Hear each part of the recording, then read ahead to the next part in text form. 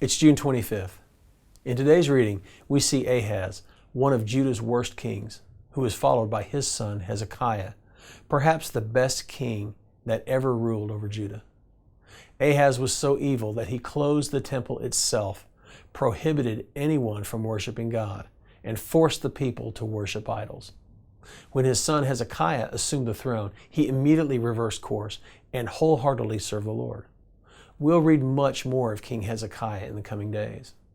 Today's reading also introduces us to Hosea, who is now the fourth prophet to pronounce God's judgment upon Israel. God commands Hosea to marry a prostitute with the full knowledge and expectation that she will stray from her wedding vows and bear children with total strangers. It's a radical move and deeply painful for Hosea personally, and one that God uses to illustrate the pain he endures from Israel's faithless idolatry. Both Hosea and the Lord's frustration are encapsulated in chapter 2 and verse 8. For she didn't know that I gave her the grain, the new wine, and the oil, and multiplied to her silver and gold. Adultery is an appropriate analogy to illustrate the disobedience of God's people. The New Testament explains that God's people collectively are the bride of Christ.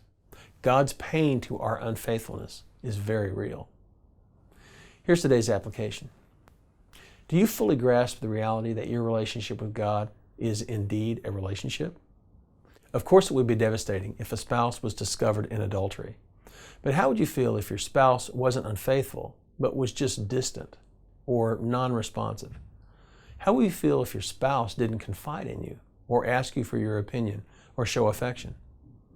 How would you feel if your spouse just completely ignored you and didn't speak to you for weeks or months at a time?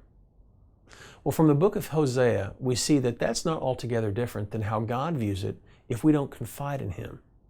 Turn to Him today. He's faithful and He's waiting with open arms. Now here's today's prayer.